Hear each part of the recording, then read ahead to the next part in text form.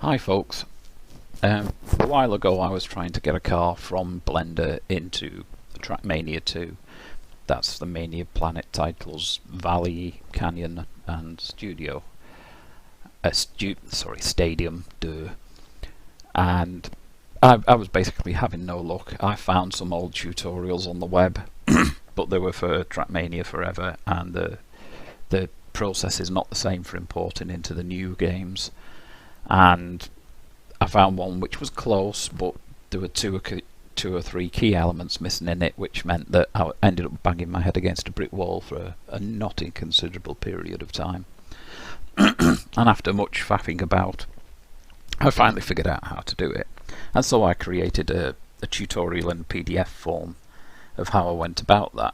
And that's available on the Mania Planet forums and in Blender Artists.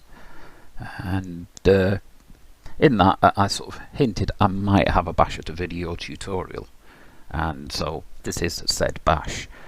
Bear in mind I've not done a video tutorial before, so apologies are up front for ums and ahs and scratching my head and going round in circles. I've decided I'm going to do two tutorials. One just going over the basics of working with car models for people who are maybe not that familiar with Blender. I'm just sort of mentioning keystrokes and that, which are really handy to know, and little things I've learnt as I've gone about it. And then the other half will be using a really simple car and going through the process of setting it up for export and pulling it into the game and finally getting it so you can actually work with it in the game. I will be borrowing heavily from the tutorial I've done in PDF form, as well as the tutorial that inspired me initially, which is this person. And that tutorial. And this is the tutorial which sort of got me going, but it was for 3ds Max, and there are a couple of points on it which aren't quite right for the latest version of the game as of 2016. So this leans on this, and much kudos to the author for it, but there are some definite differences and obviously terminology in that when it comes to it. In terms of getting cars, Archive 3D is a good place. Lots and lots of cars on there to play with. I come from a Lightwave background, so this is the site I like, dmi-3d.net, and the car I'm going to be showing you initially, which is not what we're going to be using, but it just to sort of demonstrate things, will be from this site. So I'll say there's two tutorials. If you're familiar with Blender and you're happy with modeling, feel free to stop this video right now and just go and have a look at the second one where I go through the process. For those of you who are not that comfortable in Blender or starting out or need a little bit more guidance, as it were, then hopefully what I'm about to say will help you in some way, shape or form. Now, as I say, I pulled the model in from the 3DMI site. This particular model loads in 2.76. However, be aware there are some that don't. Something's changed between 2.75 and 2.76. The Lightwave importer script doesn't work as well in 2.76 as it did previously. I don't know why that is. I'm sure there are better minds than me who could explain it. So I tend to go to 2.75 to pull most of my Lightwave stuff in, because of course coming from that background I have assets in there. That said, there are certain models that won't come into it at all. There seem to be certain materials that Blender doesn't like, and it certainly doesn't like Bezier curves coming from Lightwave. It just will not import anything at all. Or you sometimes get an occasional cloud of vertices, but that's about it. So if you go to load something up and it doesn't load up, It's simply that the Blender importer doesn't like something about it, so the only way then is to use some other third-party converter.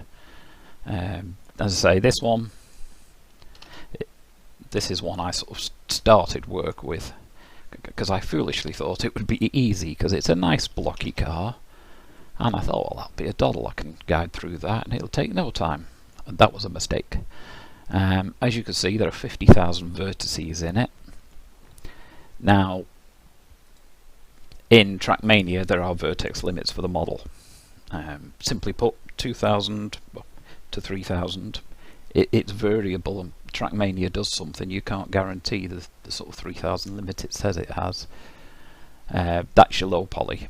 20,000 vertices is what you call your normal car, and it'll go up to 60,000 for your super high detail car. Personally, I tend to create the model so it sits in the middle, and I'll use the same model for the super high and the high, and then I'll either create from scratch a low poly model, or I'll modify the existing model to make it low poly. More on which later when we talk about the actual modeling process.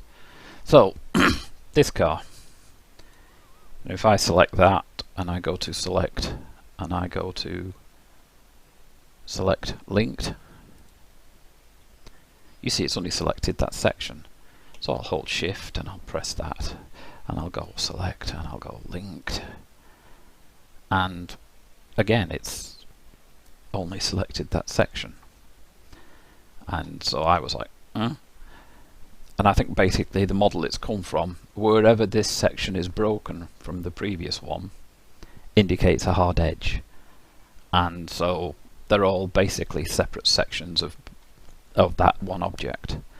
Now that the select linked, there's a quick way of doing that, and that is just hover your cursor over a face. If you're in face mode, hit L and it will select linked.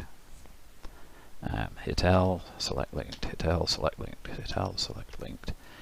Hold down shift and press L, it'll deselect linked. So that's a quick way of selecting stuff. That is one way I work with. As I was about to say, basically in Blender, once you've learned literally a handful of shortcut keys, your workflow improves dramatically. I mean, I never used to use all of this. I went via select linked myself every time, started learning Control L, which is the same as hovering and pressing L. So I would, that was my first stage. I'd do that, go select linked, click, then I would do that, and then I would Control L, and then I learned that L, and obviously that's way quicker, so good to know. That's one of the shortcuts that really does come in handy, you know. So learn that one, folks. So you know, you've got this, and so you've got to think about how you're going to get this into a stage that you can work with it. Well, I made the mistake of thinking, well, what I'll do is I will get rid of the stuff that I don't need. So I started selecting all of these and deleting it, delete the vertices and select that, and delete the vertices, and so on and so forth. And after a while I realized I was doing myself no favors whatsoever. So another way I went about it, because again all of this here is modelled, you know, I mean that's, each one of those treads is modelled, so like oi, so I'd sort of select that, and I'd be doing things like that, trying to reduce the poly count. In the end I gave up on that, and I decided an easier way would be to select the bits I want and separate them out, and in that instance that I would do that, I would select that tyre, then select the wheel rim,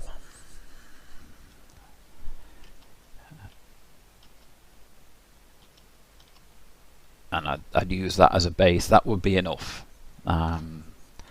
Actually, I would also probably include this bit here, so I had a rough idea where the hub for the wheel was. Oh, well done me. So I'll go through all that again. What a pain.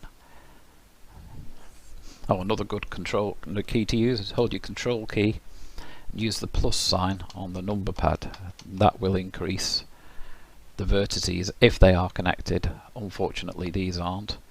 So another way, we'll highlight a poly, hold shift, press G, and that puts up your select similar one. When I'm in face mode, this is the one I use all the time, select material. In this case, that's not a very good move because it selects all of that, but it is something that normally is very handy to have. So if I deselect everything and I select one of those, do shift G, select material, then I've got all the tyres. So you know, it is a great way of eking out things. Works great for this, so I can select material, and you know, there's my car. There's the basis of my body work basically. It's not 100% how I would like it, but it's close. And again, I can do that, shift G and select the material. There's a lag here because of me recording. Shift G, select the glass, and selects that. Hide everything else. Just go into wireframe mode. As you can see, it's reduced the amount already. I mean, it still needs work to get rid of all the other details, but you're sort of getting there, you know. So that is one way of doing it. And then once you've selected all that, what you can do, if I in fact deselect that, do that.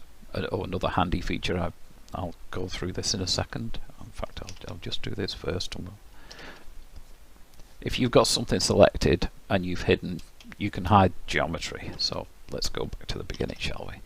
So I'll do that, do shift G, select that material, and say I just want to work on that material now. Or hold shift, click on that, select that material as well. I can just press H and it'll hide that. Now I can then do Alt H, that will unhide. Now you want to hide the other things and work on that, so do a Control I to invert your selection and press hide. Or alternatively, if I unhide everything again, I can select that material, select that material, and then I can use Shift H to hide everything but what I've selected. So you've got 2 or 3 ways of isolating your materials. And in this instance now, I could actually then just press P and separate that by selection, thereby turning it into its own object.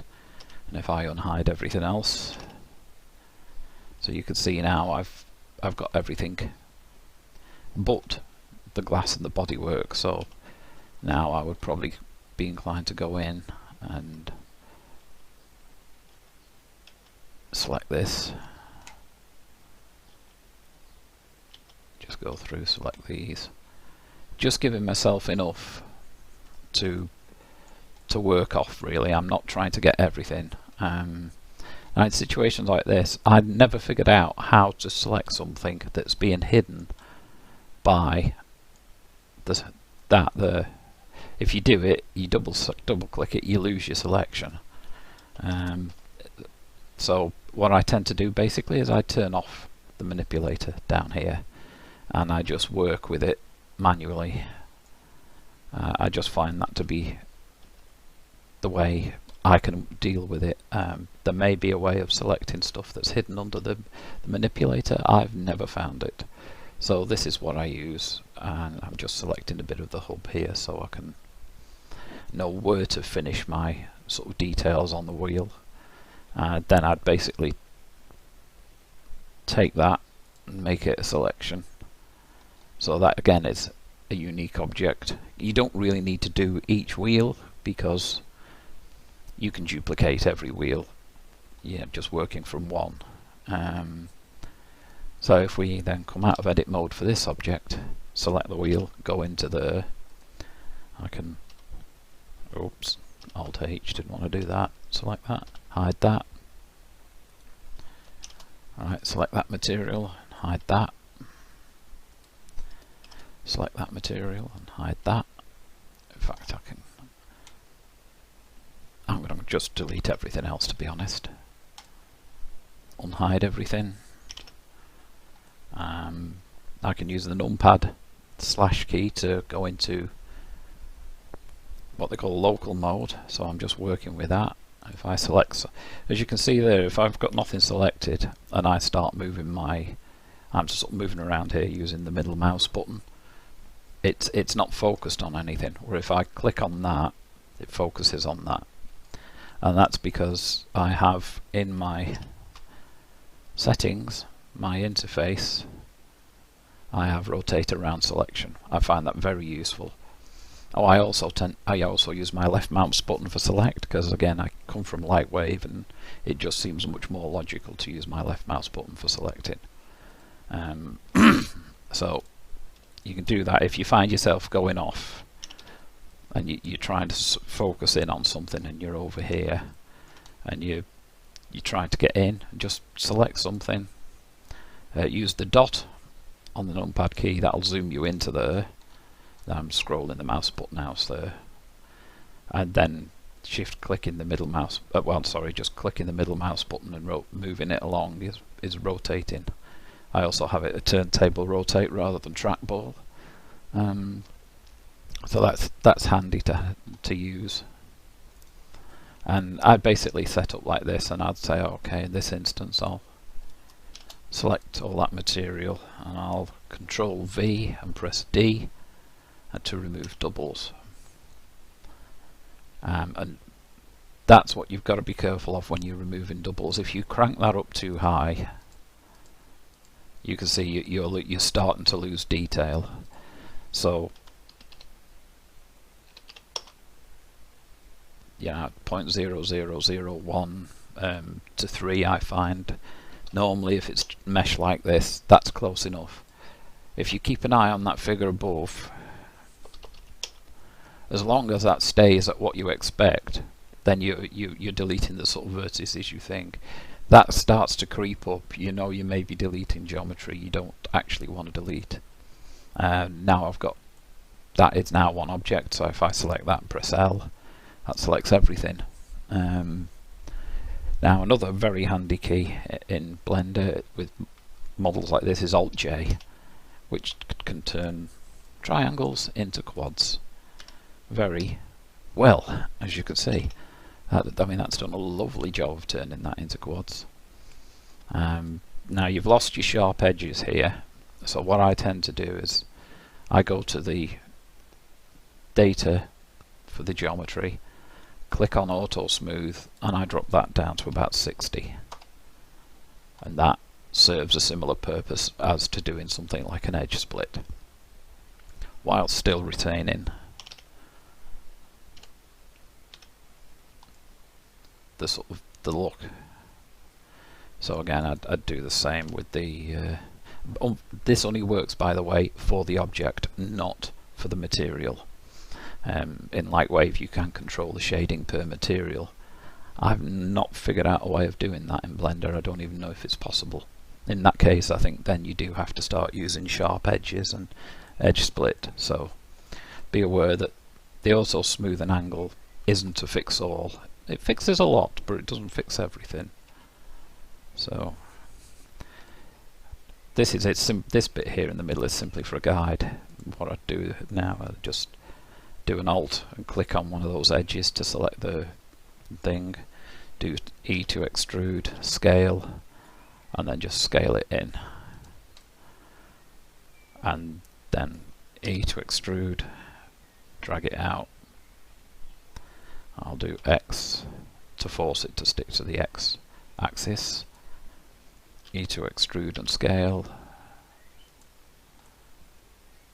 then E to extrude, hit escape so you've just extruded but done nothing, then Alt M and merge at center. And now I can delete these because they've served the purpose they've served as an indicator, so I can delete those vertices. delete those vertices. So now if I wanted to here, I can hit that, Control plus to expand it, and scale that on everything but the axis of X. So I did scale, Shift S. It doesn't show you the shift there, but I did use Shift.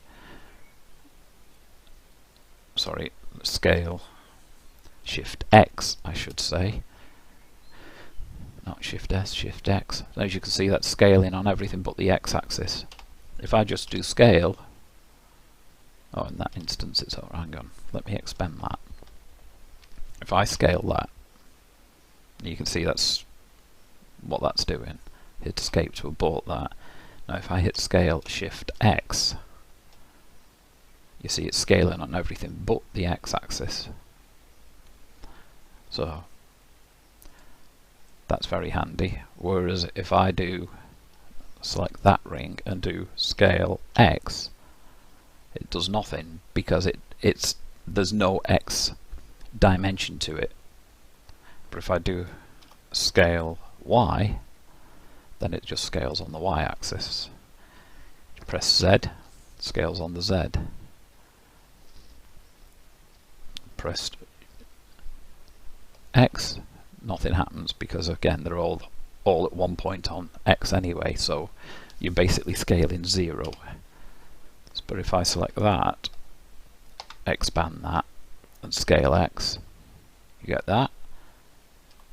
If I scale Shift X, you get that.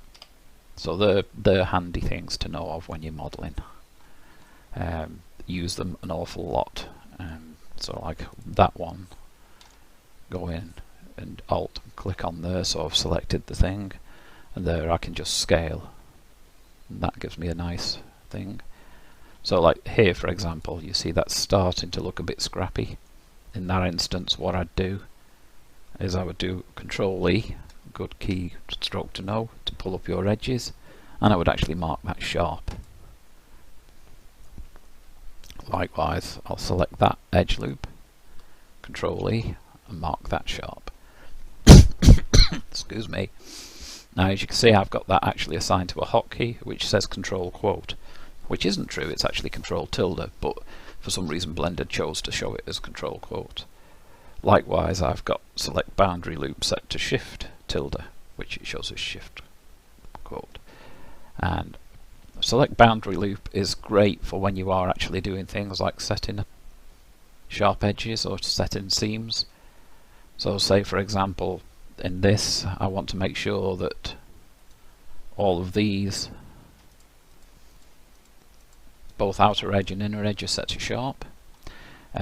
There's multiple ways you can go about selecting them. You can select Shift click, Shift click, Shift click, Shift click, or you can click, Control click, Control click, Control click, and Blender tries its best to figure out where you're going. Or you can use the C button and scroll your circle of influence, click and drag, and then, or you can hold Alt and click in the middle of two of those two and it selects them. Now once that's selected, I basically want to then select boundary loop, in my case Shift tilde, and that's now selected the outer and the inner edges. Then I'll do Control E and I will mark sharp. And I do that a lot as I'm going through building things. Very handy things to know. So like for example, if I use the C here and I zoom in, and we'll select that to face, and then Control plus to expand that, Shift tilde, Control E, mark sharp. Or alternatively, I can select it, do Shift tilde, then Control tilde. Again, this is where your keystrokes come in. If you get familiar with a few keystrokes, you just speed up your workflow that little each time, and it does make a difference at the end of the day. So again, select that, Control tilde, instant hard. Same there, Control tilde. And why not? Let's select these two. Alt click, Alt Shift click, Control tilde. Job's a good one. So that's a quick way of doing stuff like that. Okay, now when it comes to selecting, I'll use the C key. Allows you to basically paint select. If you hold the middle mouse button, it deselects. You use the right mouse button to finish. You can also press the escape key to finish. The escape key is your sort of back out key 90% of the time. So like that. So that's handy to have. Rolling the mouse button increases and decreases that.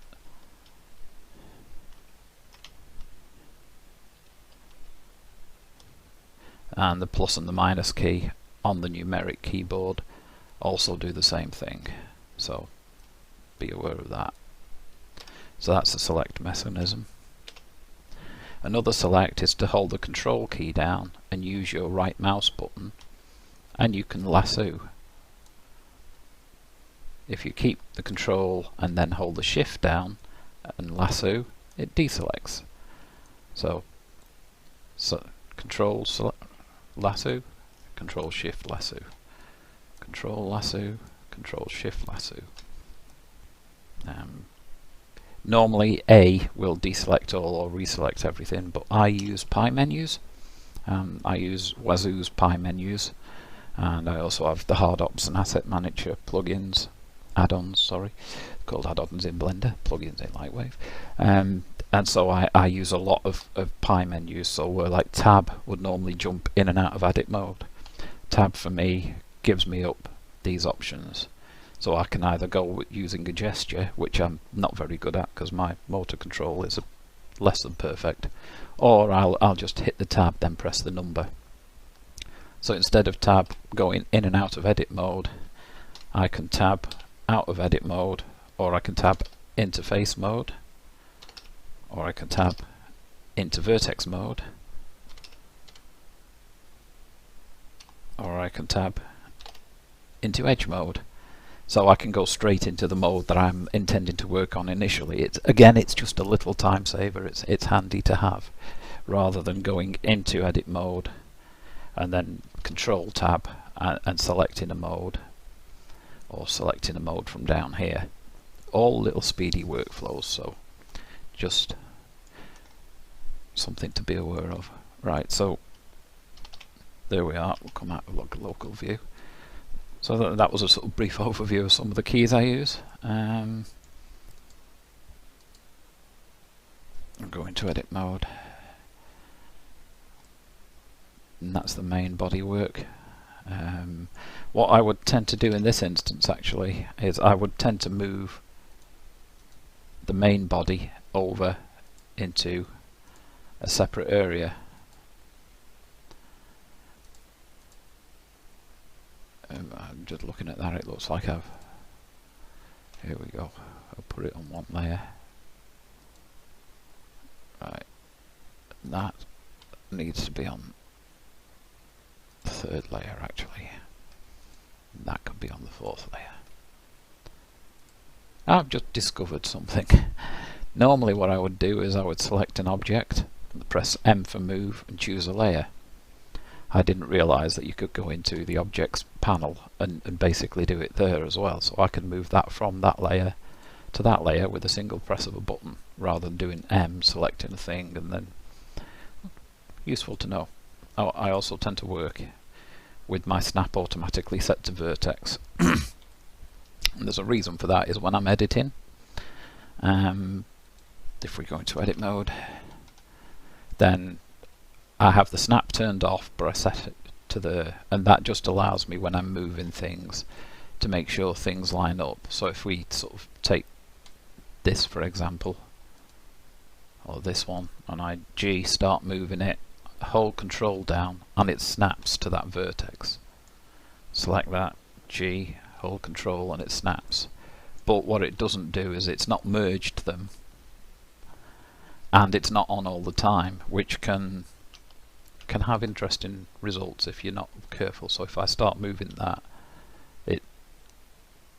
it does some interesting things, and you can get quite frustrated. So what I tend to do is have it turned off by default, move, get roughly where I want to be, then hit the control key and aim for where I want to be, and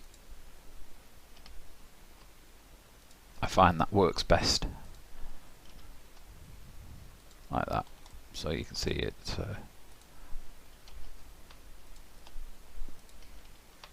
like that. So that's a way of doing it.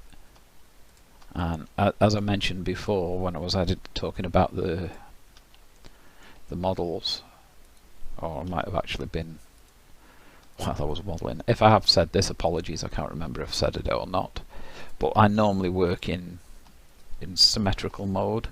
I use Symmetrize an awful lot because I've got the Hard Ops plugin. I've become familiar with using Symmetrize, and I like it because basically it means you're only doing one half of your model. You're not doing both, so I can concentrate on this bit here, and that automatically gets done. And so I do that. When you're doing that, what you need to be aware of is things like the steering wheel and the dashboard and things like that. You have to be aware to not have them in the model that you're working on. So in this instance, say for example, I would select this bit and that bit and that bit and that bit and that bit and that bit, and I would isolate them as a selection, as a separate model. So I only bring them in when I'm about ready to start doing my UV maps, and I'm happy with everything else, and all my modelling's done and all my seams are set on everything else, because otherwise I work left to right symmetrize.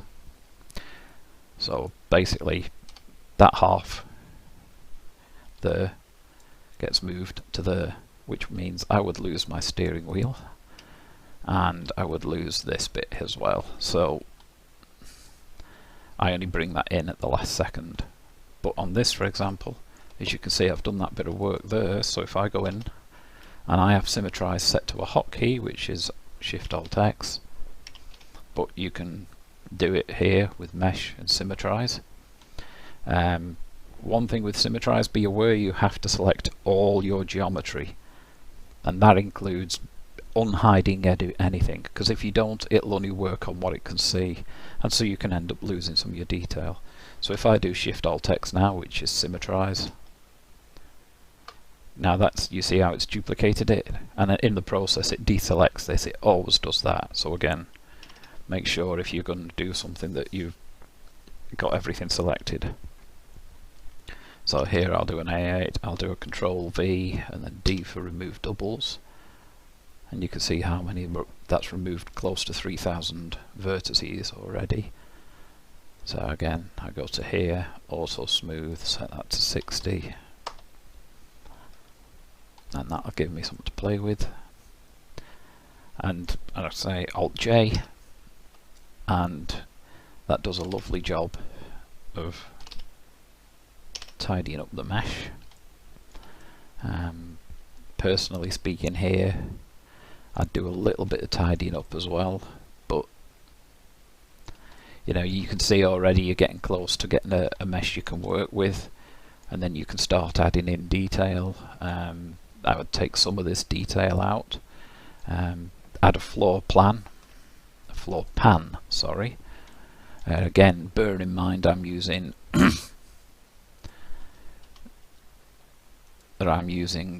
Symmetrize. I would only do it on one side. So Control and click to select that whole edge. EX to extrude strictly on the edge.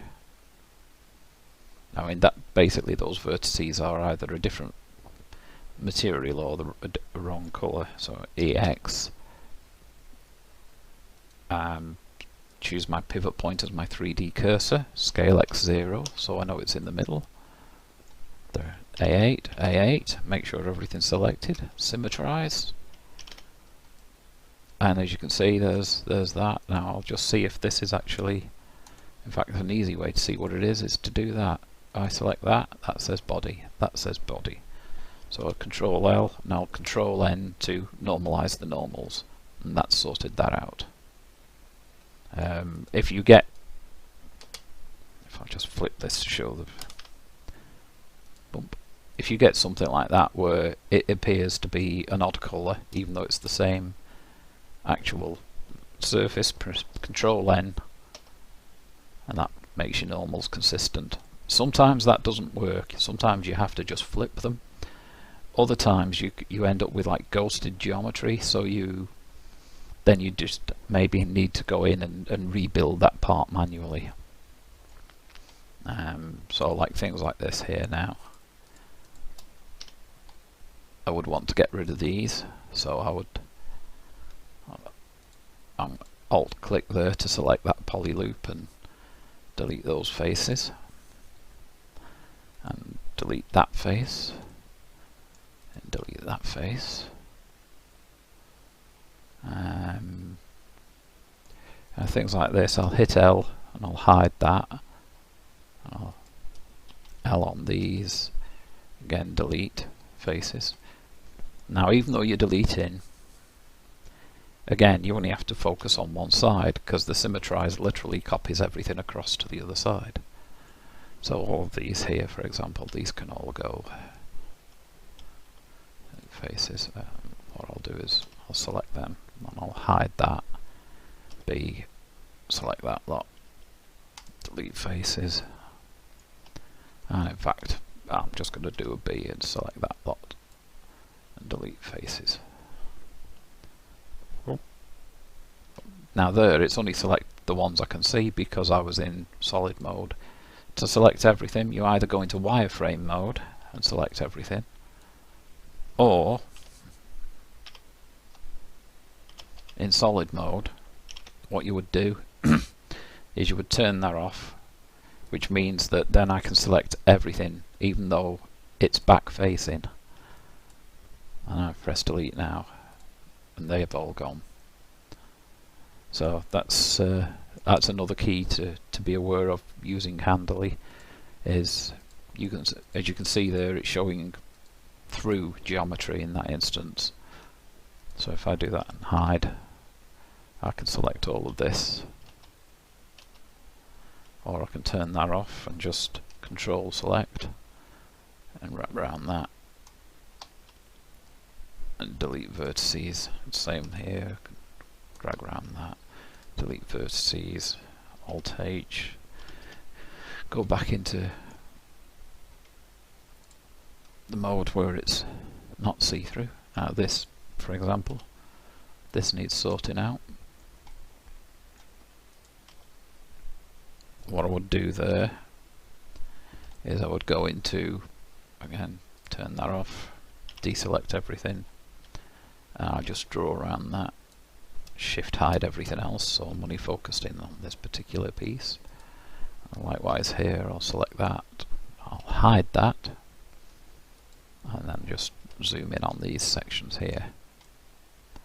What I'll do, then holding down Alt and Shift, and I'm selecting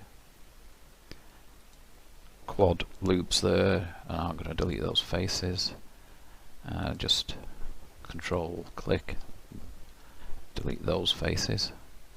So if I click one of them, press L now, it only deletes that, and I can delete them.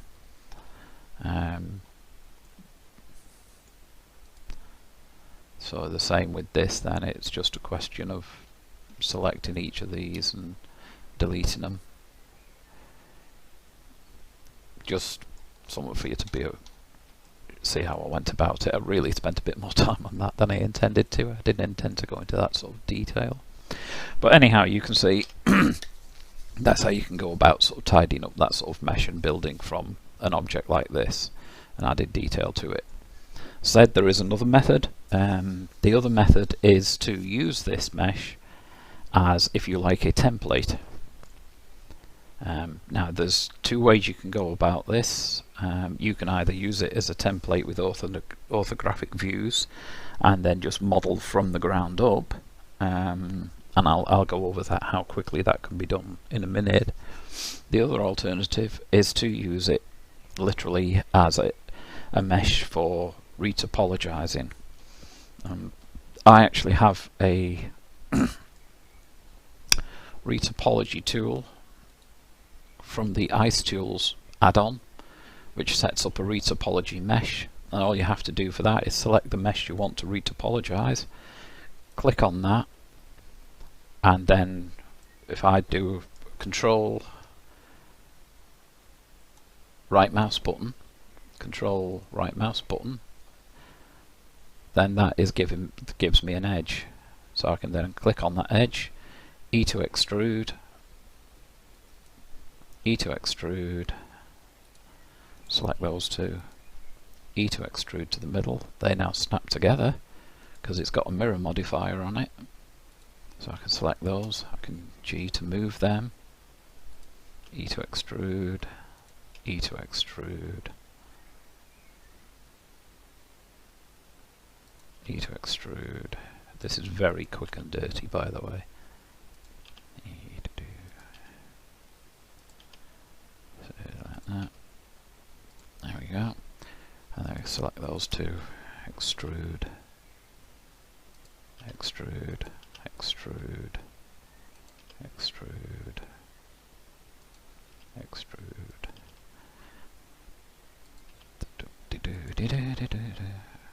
And as you can see, if I'm dragging in, because it's a mirror modifier, it's basically scaling on the x-axis. So that's pretty handy to use, to be perfectly honest. So I've done that, and then I can sort of select them, control click, extrude that, extrude, extrude to there, shift click those two edges, extrude, shift click that edge, extrude,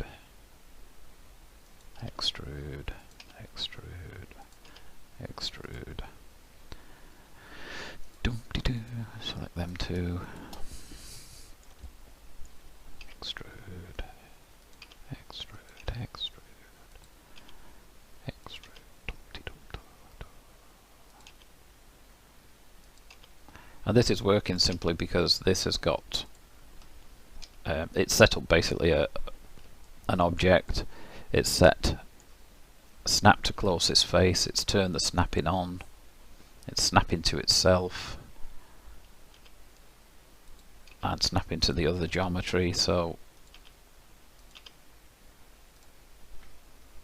it just makes that sort of thing easy. So if I hide that one now, you can see very quickly you've got the basis. I mean, that's all mucked up because it couldn't figure out where to actually snap to, but it's quickly got the basis of a model. And I mean, that's not bad considering how quickly I threw that together. So a bit of time and effort, and obviously you can produce a decent looking mesh. So that's one way of going about it. The other way of going about it is to take the original model, and then let's see if I've got one like that, and then set up an orthographic render. So I'm using three. No, let me turn this back on. Start display. Position 20.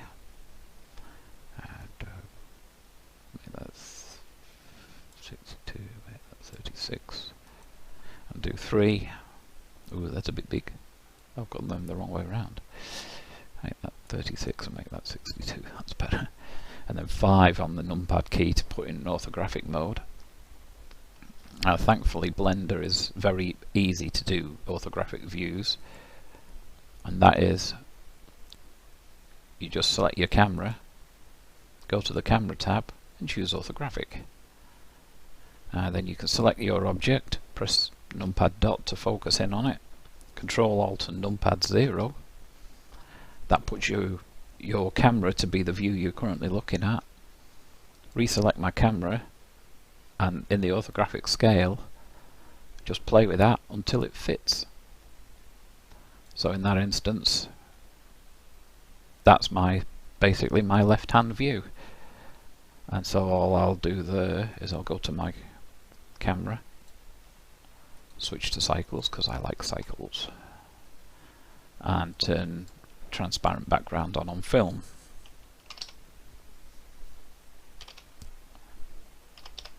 And so all I need to do now, press O to jump out of camera view, is I just need to set myself up some lights to illuminate it at a nice sort of even level. And the way I normally do that, again I've taken from using hard up, so I use plane, go into edit mode, scale that up, I'll go into local mode so I can see what I'm doing. I'll do a W, do a subdivide, do another subdivide, I for insert, I to insert individual planes, do that, and if I turn that to individual origins, I can just scale that down a bit further. Control I to select the other faces and delete faces, and then I'll do flip normals. Not that it really does help if you've selected somewhat, so they're pointing down. Not that it really matters with cycles rendering of lights because it tends to be both sides anyway, but come out of edit mode, come out of global view, 3, move that up there, rotate it, move it up, right, in object mode, go into my cycles settings, have it hidden by the camera and hidden from the shadow. Now I will change my pivot point to cursor, select that, go into the top view. Now create a new material, I will call that light plane, and I will change that surface from diffuse to emission, give it about 3, leave it at white, give it a slight cast if you want to, maybe a slight yellow, tiny yellow, not too much. Right, so we've got that selected, so I'm going to do Shift D, R90, return, Shift D, R90, return, D, R90, return, 3, and so if I do O now and go into my camera view, you see it's lit up a bit better. So let me bump that up to 6, 12, 18, 24. Yeah, that's not too bad. In fact, we will get rid of that cast. There we go. So there's your view. You just render that out, and that's your left-hand view. Obviously, that's low quality. I'm only using 10 samples.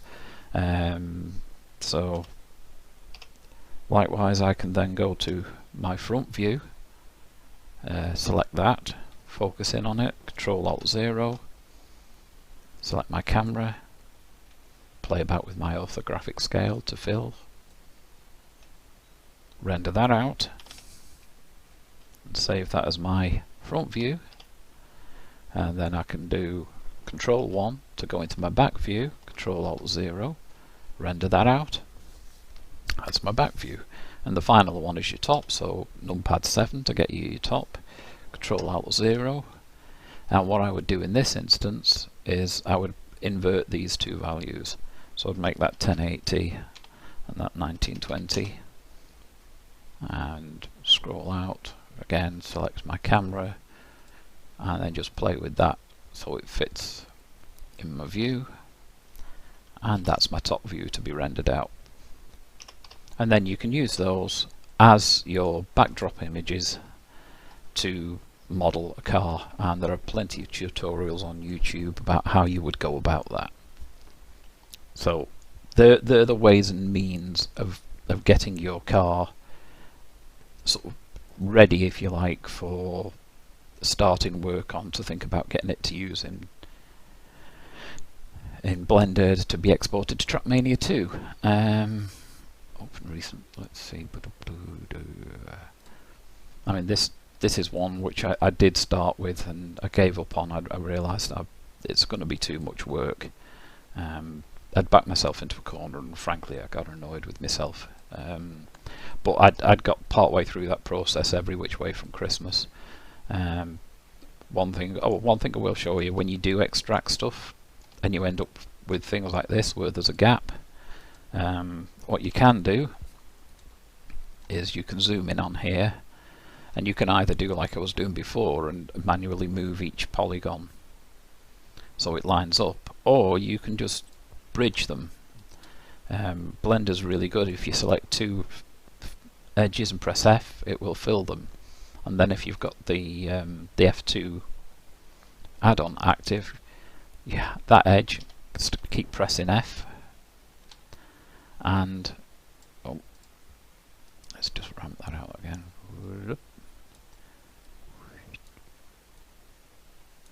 And it basically continues to fill. I mean, it can reach situations where you have to make the decision yourself, like here for example. I mean, what I would be inclined to do there is do that, select them two and F, select that one and select one, F, then reselect that and then go up. And then if you want to create the seam, you can either do a select it and alt click and it will try its best, alt shift click, and so there's your seam. And then you can either insert that, or what I try to do is I'll use a Control R wherever possible, and that works. However, and I'll do a Control R there,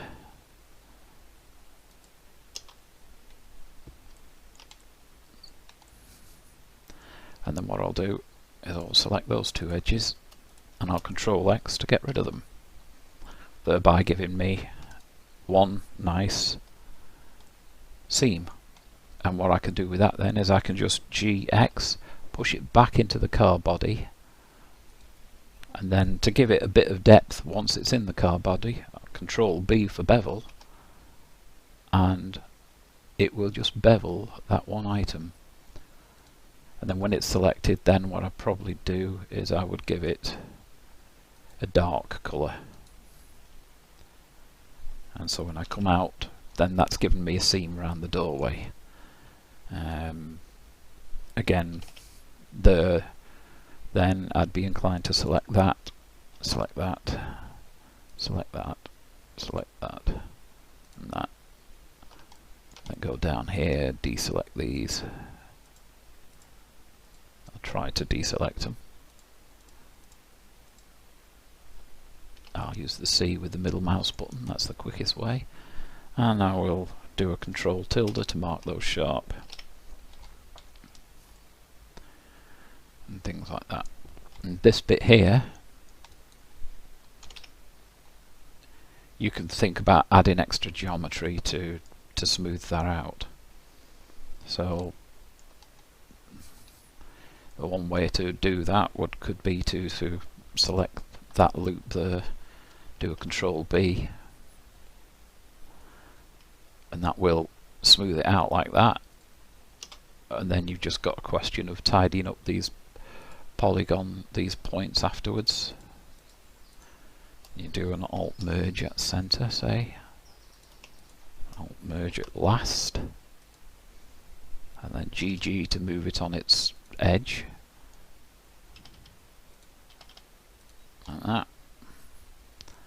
And so that will be a way of smoothing out that. So that's something to just, if you are going this route, that might be a quick way of filling in things for you. Right, so that's done basically with getting your car from elsewhere and going about the process of modelling it up.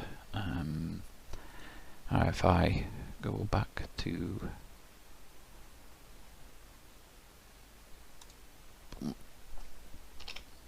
this is the car I'm going to be working with from here on in.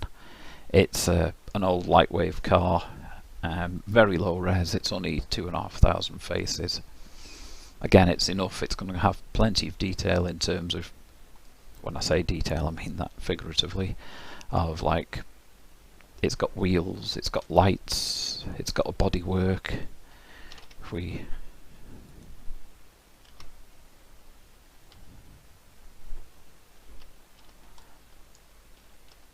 got an interior, it's got seats and that, so it's got all it needs for Trackmania to work with it, whilst not being that complex that you get confused with things. As I say, you can dial your detail up as you see fit, and this is what we're going to be working with in the main tutorial, which will be taking this, setting it up and getting it out to Trackmania and get it working in the game. I hope I've provided some information that's useful to you. If so, do let me know.